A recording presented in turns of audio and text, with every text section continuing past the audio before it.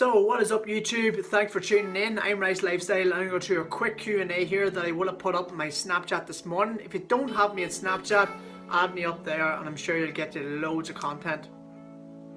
So what I'm going to do is I have the iPad here beside me and I'm going to go through all the questions that were asked. Unfortunately I wasn't able to answer all of them, but I picked the best ones and which are more suitable towards GA and which others can learn from watching this video. So I'm just going to dive straight into it. I'm going to start answering questions off the top of my head. I haven't looked into much detail on the questions asked because I want to make this as honest as possible. So if you have liked the video and if you're enjoying it halfway through, pause the video, go down, hit the like button, hit subscribe and enjoy as many episodes as you want in the future, and also check back in the past. So first of all, the first question I was asked is, we are back pre-season training and the run is heavy enough while it's not that intense, but the volume is quite high. I'm trying to drop a few kilos, I'm trying to cut out carbs and I feel sluggish and I feel weak because of the lack of carbs for energy. What should I do? Right, personally what I do is whenever I'm trying to lose weight but I want to have enough energy to get through my workouts and get through football training, I would try and go as low as possible, between 20 to 30 grams of fats, and I would try and keep my carb as high as possible while still being in a deficit. If you don't know how to be in a deficit already, check out all of my previous stuff on Facebook. I've talked about it before, how I stay in a caloric deficit and still lose weight by keeping the carbs high.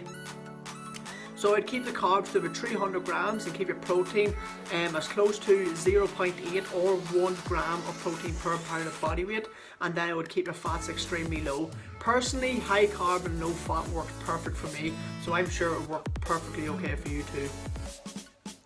The next question I got was, do you find it very sickening eating the same food repeatedly? Also, would you not try and add different types of meat to your diet instead of chicken and salmon?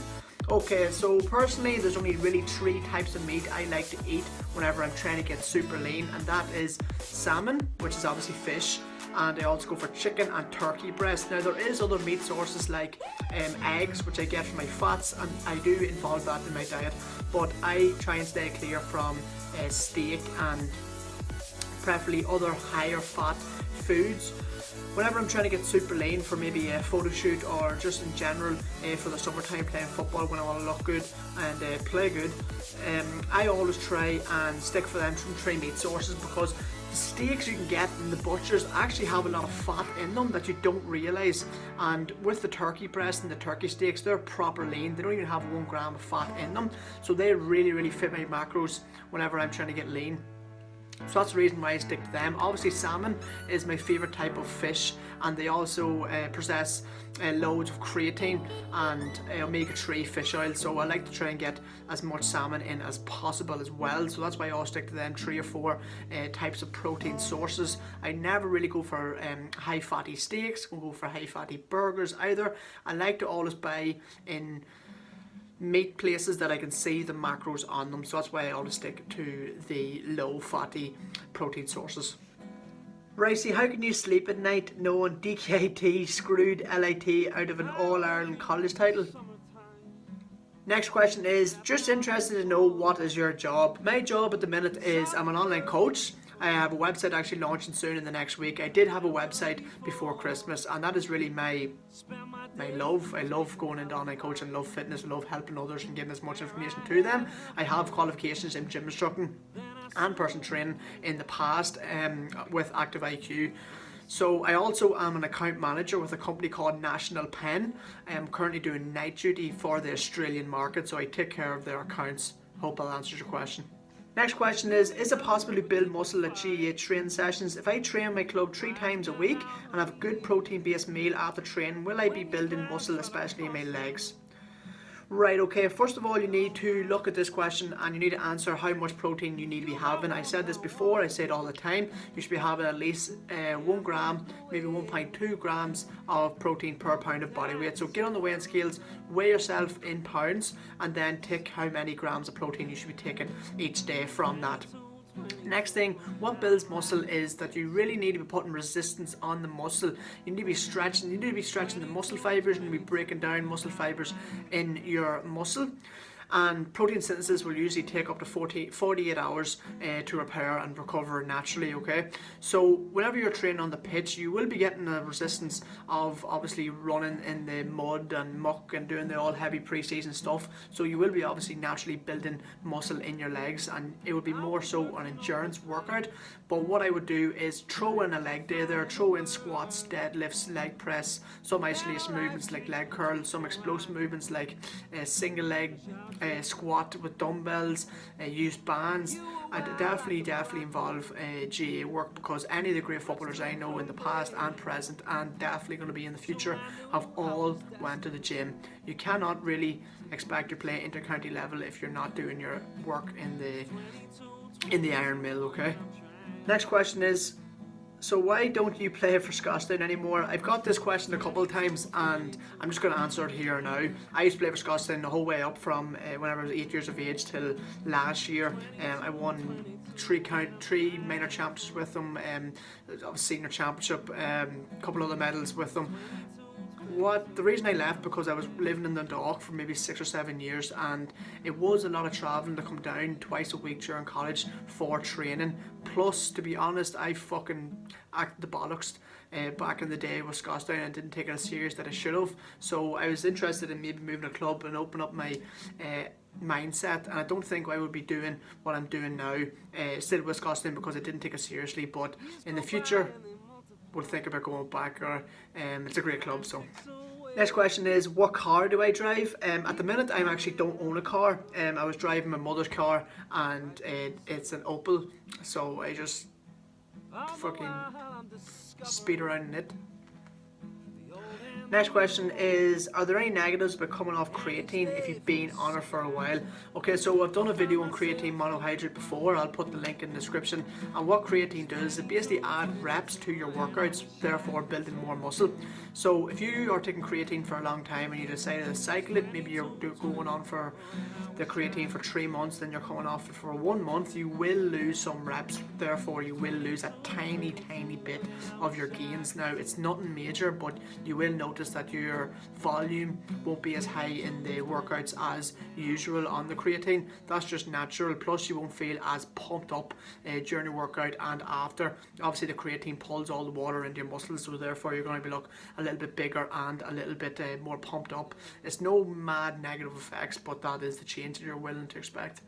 What are the benefits of taking intra workout? So on my Snapchat, as I said, if you haven't added my Snapchat, add it. That's where all my info is.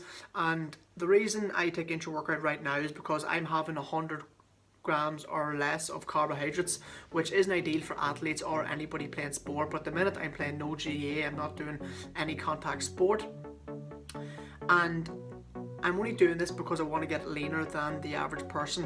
I want to do a photo shoot, I want to look well for a new website, I want to get really lean if I can get that far. So therefore the intra workout I'm having is the Prolong with My Protein. I'll put My Protein's website down below. Unfortunately, I don't have a link for a discount code, so you know, My Protein, if you're watching this, hit me up. So that's the reason I'm hitting the low carbs in it and getting them through my workout. You can also take your carbohydrates before the workout if you want, but I like to sip on something during my workout, so I also go for the Intra Prolong. Can you please tell me about anabolic steroids and why I don't use them? Can you please go into depth if you can, or just the basics? Right. Anabolic steroids, my knowledge of them and what they do is, anabolic steroids is a completely banned substance in all sports. Anabolic steroids actually way back were used safely. They were actually given to older patients to help them recover. As you know, way back maybe 30-40 years ago, old patients might have been in their bed and they would have had no energy and their body was disintegrating and their body was going in shutdown mode. So anabolic steroids was actually used back in the day to basically help them repair quicker, and that's what anabolic steroids is. It is unnatural. You can inject it into your body, you can take it orally through tablets, and there is some side effects from it that I know that I would definitely not like to get, and that is number one, no, it does not make your penis smaller, but it does make your penis non-erect. So side effect from one of them is your penis won't be as stiff as it usually is whenever you're getting up on a young one. I also know down below in your private area that testosterone will also stop working because you're actually injecting this anabolic steroid into your body, so therefore your balls go blue. Another side effect I know of is the loss of hair. Anybody on anabolic steroids will start to lose their hair very, very quickly. And the next one, the fourth side effect that I am aware of is the acne, bad acne on your back. Now there is glands on your back that oil is released from, and it can be absolutely horrible. The boils and the bad acne on your back can really be awful. Now anabolic steroids basically on its own is speeding up recovery. You can literally go to the gym legs after legs after legs, and you can keep your protein synthesis is usually naturally 48 hours, but when using anabolic steroids it can speed it all up and speed recovery and speed muscle growth, and you can build muscle extremely fast. But personally I would never get on it. It's unnatural. It would be playing my mind if I was on it. It would be, I don't want to put anything inside my body that is not natural, and that's just who I am. I personally, I don't really know anybody on anabolic steroids, but I watched a lot of documentaries on them regarding sports athletes have taken them before and medals have been taken off them, and I'm pretty sure there's not one athlete in this world that hasn't been tempted or hasn't thought about going on anabolic steroids to get to the next level. So that's my take on it. I know the side effects, I know what it does, I know it's unnatural. I don't like to put anything into my body that is not unnatural, and that's the way I'm going to keep it for the foreseeable future. Next question is, when you were a teenager, were you very fit? Did you eat as well as you did now? And did you go to the gym often?